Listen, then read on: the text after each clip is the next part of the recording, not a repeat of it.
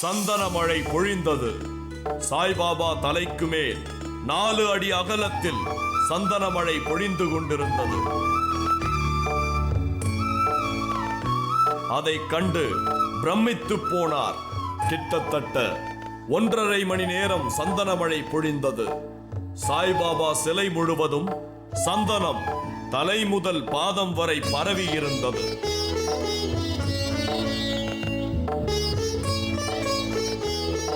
சாய்பாபா கோயில் முழுவதும் சந்தன வாசம்.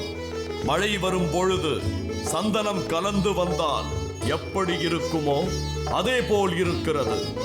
அங்கு வந்த சந்தன மழையால் சாய்பாபா பீடம் முழுவதும் சந்தனமாக காட்சியளித்தது. மேலும் பவுடர் போல கொட்டியது சந்தனம். அந்த இடமே ஒரே சந்தனமயமானது. அந்த அதிசயத்தை அதை சொல்லிலாம் புரியாது. கண்ணால் காணணும். அதுக்கு 1000 கண்ணு வேணும். அப்படி ஒரு நிலை. அப்படியே அற்புதமாக பாபா உட்கார்ந்துருக்கார். முகம் பிரகாசமான ஒரு முகம். மேலே இருந்த அந்த துகள்கள் மெதுவாக அப்படியே அது அவருக்கு உடம்பு வலிக்காமல், இந்த குழந்தைங்களுக்கெல்லாம், சிறு குழந்தைங்களுக்கெல்லாம் தாய்மார்கள் இந்த பவுடரை போடுவாங்க. அப்படியே அந்த பவுடரே மென்மையான ஒரு பொருள்.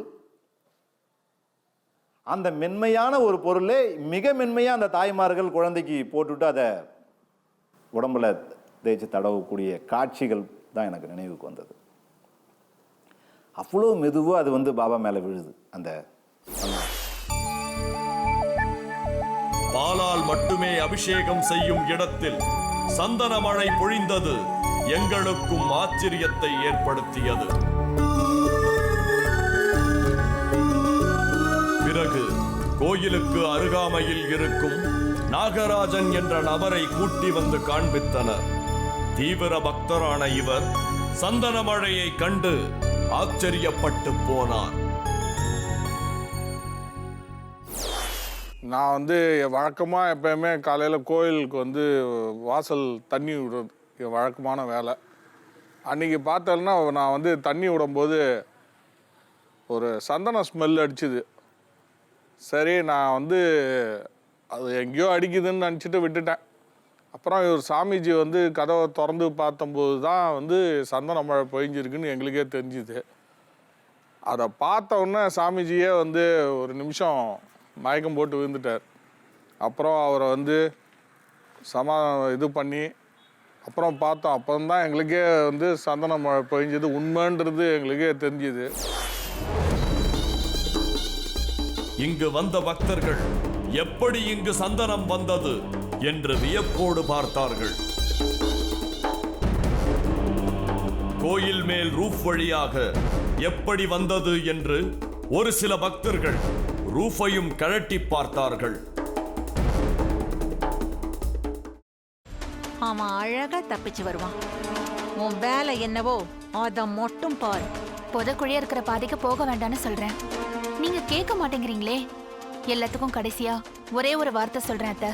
தெய்வம் கொடுக்கறத யாராலையும் தடுக்க முடியாது.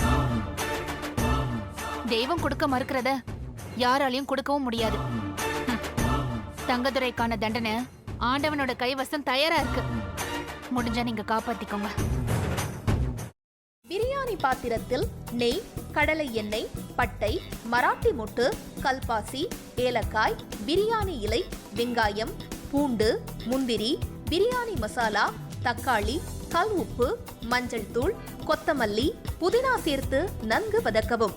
பின்னர் மட்டன், தயிர், சிறிது தண்ணீர் ஊற்றி கலந்து அதனுடன் சீரக சம்பா அரிசி சேர்த்து கொதித்த பின் பச்சை மிளகாய், புதினா சேர்த்து இறுதியாக தம் போட்டு இறக்கினால் சுவையான கொங்கு நாடு வெள்ளை மட்டன் பிரியாணி தயார்.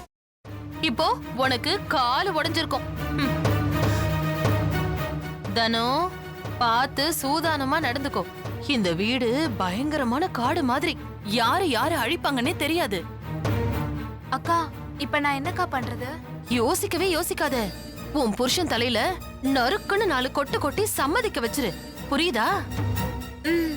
சரிக்கா. முதல்ல அந்த வேலையை பாரு. போ போ. செல்வி எங்க போயிருக்கான்னு சொல்லு. அதான் நீங்க சொன்னீங்களேம்மா அவங்க அம்மா அப்பா வீட்டுக்கு போயிருக்காங்க. கரெக்ட், அப்படிதான் சொல்லணும். சரி, சந்தோஷ்க்கு லெமன் டீ கொடுத்துட்டு உடனே வந்துடணும், புரிஞ்சுதா? சரிங்கம்மா.